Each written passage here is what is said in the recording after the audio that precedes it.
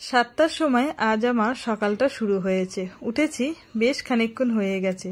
সংসারের বাসি কাজ সমস্ত কমপ্লিট। আর আজকে সকালটা 7টা যেহেতু হয়েছে, পরীর আজকে সকালবেলা টিউশন ছিল, তো সঙ্গে সঙ্গে আমিও উঠে পড়লাম। বেশ খানিকটা কাজ বাজ সারলাম আর রান্নাঘরের আঁচ ধরিয়ে এসেছি একটা।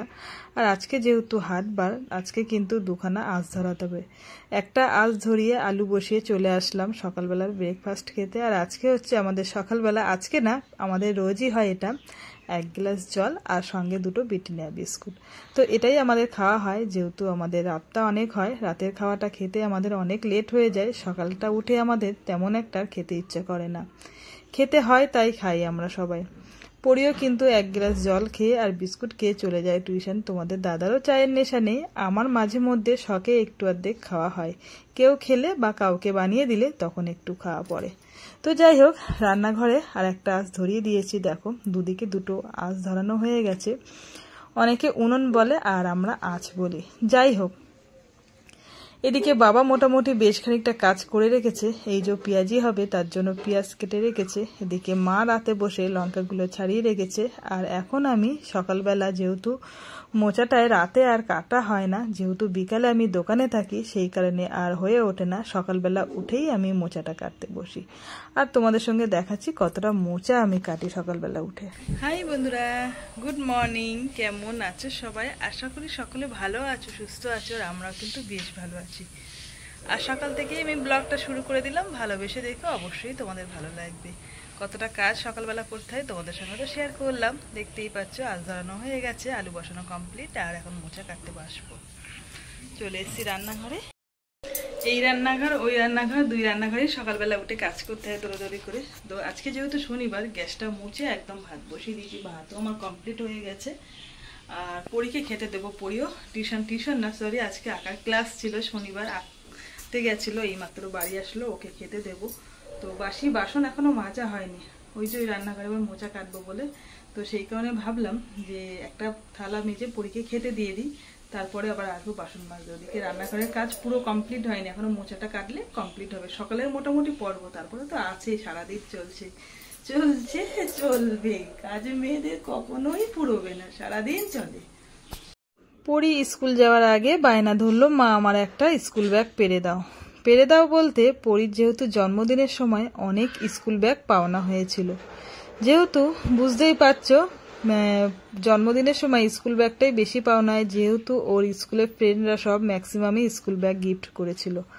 তো ওকে বের করে দেওয়া হয়েছিল একটা ব্যাগ জন্মদিনের পরের দিনেই, সেই ব্যাগটা বেশি দিন চলেনি। তারপরে আবার একটা ব্যাগ বের করে দেওয়া হয়েছিল, সেটাও বেশি দিন চলেনি। যাই হোক, এখন যেহেতু একটু উঁচু ক্লাসে উঠেছে, ব্যাগের একটু ধকলটা বেশি পড়ে, স্কুল যাওয়া টিউশন যাওয়া, সেই কারণে ব্যাগটাও বেশি দিন টেকসই হয় না, ছিঁড়ে যায়। আর সত্যি কথা বলতে খুব একটা বড় বড় ব্যাগ না, ব্যাগগুলো একটু ছোট সাইজের আছে। তো সব থেকে বড় ব্যাগটা ওকে বের করে দেওয়া হয়েছিল প্রথমেই, তারপরে একটা ব্যাগ বের করে দিয়েছিলাম, সেটাও মোটামুটি। আর এবারে ব্যাগগুলো একদমই ছোট। যাই হোক, গিফটের জিনিস বুঝতেই পারছো, ছোট বড় মিশিয়ে সব রকমই পাওনা হয়েছে। তো এক এক করে বের করে দিচ্ছি, কতদিন বার ঘরে রেখে দেবো। এরপরে তো আরও উঁচু ক্লাসে উঠলে আরোই হবে না। আর পরীর ব্যাগটা কিন্তু অনেকদিন আগেই ছিঁড়ে গেছে, আমি আজ পারি কাল পারি করে আর পারা হয় না, এই দেখো ছিঁড়ে গেছে। তো যাই হোক, পরীর কিন্তু ভীষণ খুশি, কেন বিভিন্ন ধরনের ব্যাগ ও নিতে পারে ওর ইচ্ছা মতন। আর আজকে এই ব্যাগটা পেরে দিয়েছি। ব্যাগটা একটু ছোট আছে, তাহলেও নতুন জিনিস, বুঝতেই পারছো বাচ্চারা নতুন জিনিস পেলে কিন্তু ভীষণ খুশি হয়।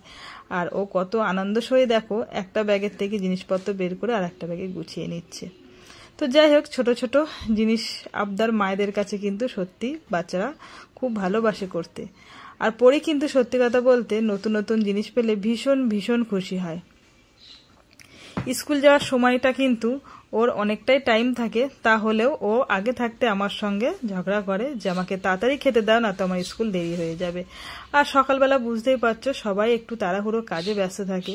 সকালবেলা আজকে রান্না করে দিয়েছি, গরম ভাত করে দিয়েছি। আর সব থেকে যেটাও বেশি ভালোবাসে সেটা হচ্ছে সয়াবিন দিয়ে আর সব রকম সবজি দিয়ে প্রেসারে একটা সিদ্ধ তরকারি।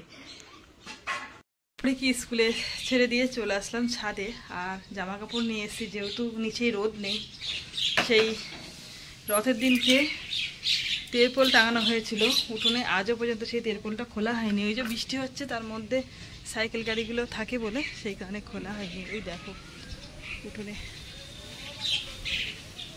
যাই হোক, ছাদে কিন্তু একটা গুণ ভালো, একবার মেলে দিলে আর তাকাতে হয় না। কিন্তু এখন যে বৃষ্টি হচ্ছে মানে থেকে থেকে দৌড়াতে হচ্ছে।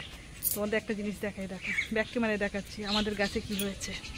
এই দেখো চাল কুমড়ো হয়েছে। আগের দিনকে তোমাদের দেখিয়েছিলাম একটা চাল কুমড়ো রান্না করা হয়েছে, আর এই একটা চাল কুমড়ো আছে, আর এই একটা আছে। এই দেখো এই যে এই দুটো চাল কুমড়ো হয়েছে। আবার ফুলও ফুটছে, হয়তো হতে পারে। পুরো গাছটা ভরে গিয়েছে চাল কুমড়ো গাছ। আর এই গাছটা দেখো কত সুন্দর ফুল ফুটেছে, দারুণ লাগছে। একদম থল থল ফুল ফুটে। আরও যদি নিচেই বসানো যেত মাটিতে আরও কিন্তু সুন্দর ফুল হতো, কিন্তু আমাদের নিচেই জায়গা নেই বলে টপেই বসানো হয়েছে। টপ বলতে টিনে বসানো হয়েছে। এই যে গাছটা কিন্তু ভালোই বড়, আর এই ফুলগুলোও কিন্তু বেশ ভালো লাগে। দেখো খুব সুন্দর লাগে এই ফুলগুলো।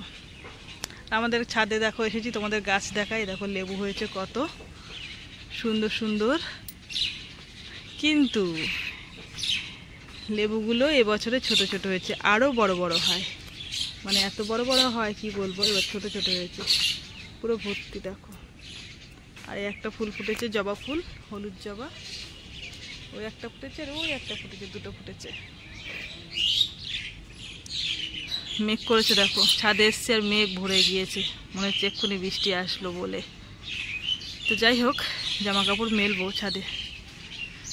বাবা ধুতি মেলে দিয়ে গেছে, মা ধুতি, এদিকে পাঞ্জাবি, আমিও বেশ খানিকটা জামা কাপড় মেলবো। চাল কুমড়ো গাছটা কিন্তু অনেক অনেক ফুল ফুটেছে।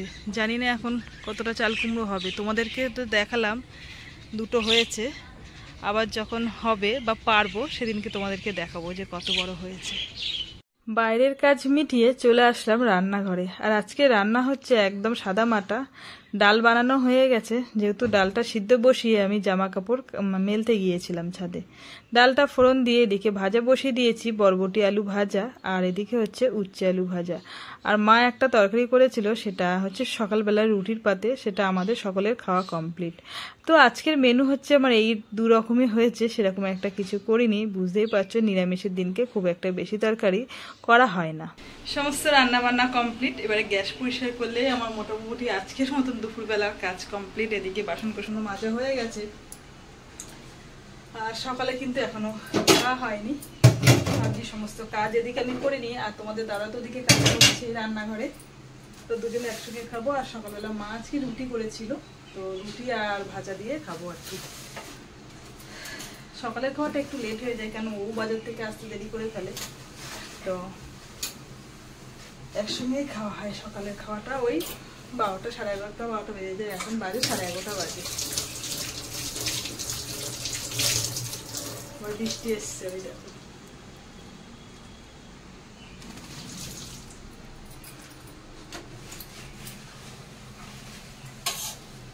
সকালের কাজটা একটু তাড়াতাড়ি হয়ে যায়, মানে সকালের আর দুপুরে রান্নাটা একেবারে হয়ে যায়, ওই কারণে আলাদা করে সেরকম কিছু করা হয় না যে সকালে এটা আলাদা দুপুরে এটা আলাদা। ওই একেবারে রান্না বসিয়ে দিই, ওর থেকেই সকালে হয়ে যায়, ওর থেকেই দুপুরবেলা হয়ে যায়।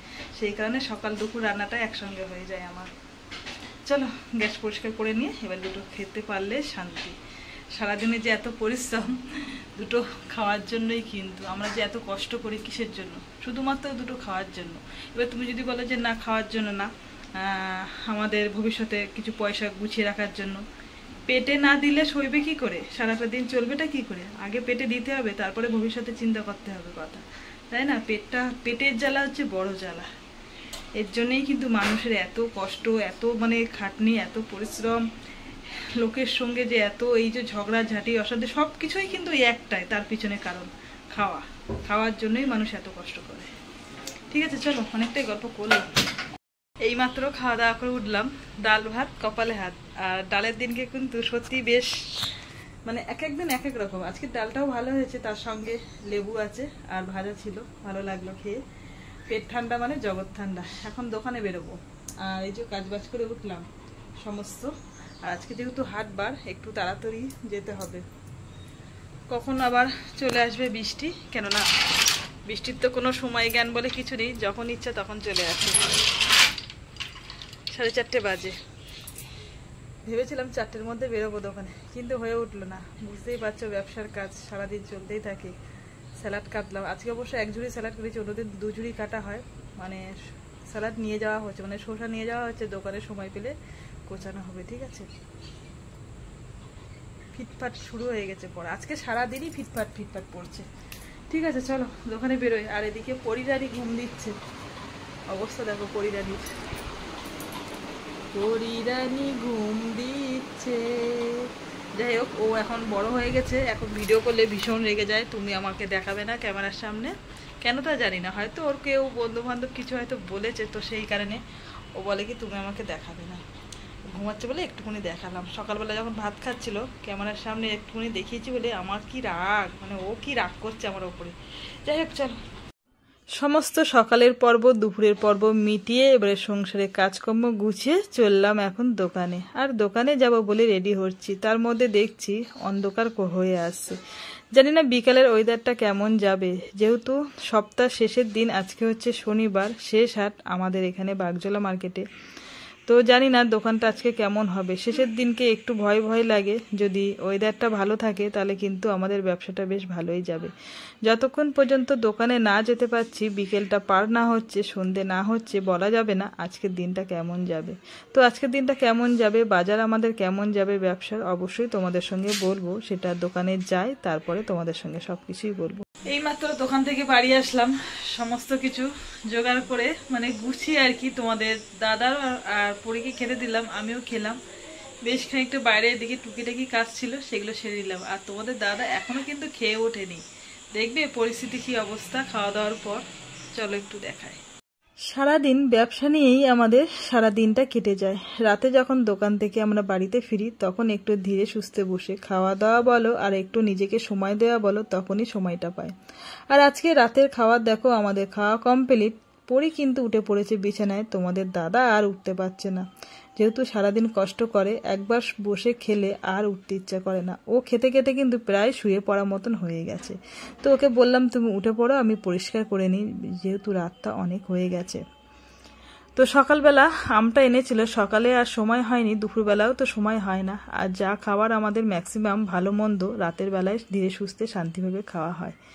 তো আমটা যেহেতু আমিও খুব পছন্দ করি, তোমাদের দাদাও খুব পছন্দ করে, তো সেই কারণে রাতেই খেয়ে নিলাম। রাতের পুরো পর্ব মিটিয়ে ফেললাম খাওয়া দাওয়া, তোমাদের দাদাকে আম দিলাম, তার সঙ্গে কিন্তু আমি আমটা খেয়ে নিলাম। আর আজকে রাতে কিন্তু খাওয়া দাওয়া পুরো পর্ব মিটিয়ে তোমাদের সঙ্গে আসলাম। আর আজ আমি ভীষণ খুশি, সকাল থেকে একদম ভয়তে ভয়তে ছিলাম, যেহেতু আমাদের এখানে আজকে হচ্ছে শনিবার শেষ হাট। আর এই শেষের হাটের কিন্তু সত্যি কথা বলতে বাজার খারাপ গেলে ভীষণ আমাদের সমস্যায় পড়ে যেতে হয় সংসারে। তো সেই কারণে আজকে সকাল থেকে যে ভয়টা পাচ্ছিলাম সেই ভয়টা আর নেই, যেহেতু নেই বলতে এখন রাত হয়ে গেছে। মানে বিকেলবেলা যদি বৃষ্টি হতো আমাদের পুরো বাজারটা নষ্ট করে দিত, মানে ব্যবসার যে বাজারটা পুরো নষ্ট করে দিত। তো সেই জন্য ব্যবসাটা পুরো ভালো গিয়েছে। যেদিনকে খারাপ যায় তোমাদের সঙ্গে শেয়ার করি, যেদিনকে ভালো যায় অবশ্যই তোমাদের সঙ্গে শেয়ার করব। যেহেতু সপ্তাহ হচ্ছে শেষের হাট, আজকে শনিবার আর সপ্তাহ শেষ, বুঝতেই পারছো। রবিবার দেখেই মানে রবিবার থেকেই আমাদের সমস্ত আবার শুরু হয়ে যায়, মানে ব্যবসার মালপত্র আনা বলো, সংসারের মালপত্র আনা বলো, সমস্ত কিছু রবিবারেই আমাদের শুরু হয়। তো শেষের দিনকে যদি ভালো যায় তাহলে পুরো সপ্তাহটাই আমাদের ভালোভাবে চলে যাবে, সংসার বলো ব্যবসা বলো। তো সেই কারণে সকাল থেকে ভয়তে ভয়তে ছিলাম যাতে বৃষ্টি না হয়। তো সত্যি বিকালে বৃষ্টি হয়নি, বাজারটা বেশ ভালো গিয়েছে, আর আমরাও কিন্তু বেশ খুশিতে আছি। তো এইটুকু বলার জন্য আমি ভাবলাম খাওয়া দাওয়া সেরে তোমাদের সঙ্গে নিজে মুখে আমি বলবো আমার ভীষণ খুশি, ভীষণ ভালো লাগছে। তো যাই হোক বন্ধুরা, আজকে ভিডিওটা আমি এখানেই শেষ করছি। সকলে ভালো থেকো, সুস্থ থেকো, আমরা তো বেশ ভালো আছি। সকালবেলা হোক, কালকে যেহেতু রবিবার ছুটির দিন, বেশ ভালোভাবেই দিনটা মনে হচ্ছে কাটবে। মানে ব্যবসা নেই, সংসার আছে। আর ও ভালো কথা, সামনের সপ্তাহ থেকে পরীর আবার মানে পরীক্ষা পড়ে যাচ্ছে, তো সেই কারণে ভাবছি যে এই সপ্তাহটা একদমই বাইরে বেরোবো না। যেহেতু পড়াশুনো একটু চাপ আছে, টিউশন আছে, তো সেই কারণে বাইরে বেরোবো না। দেখা যাক কালকে কতদূর কি হয়, কালকের দিনটা কালকে না আসলে বলা যাচ্ছে না। ঠিক আছে, তো চলো আজকের মতন সবাইকে গুড নাইট, টাটা।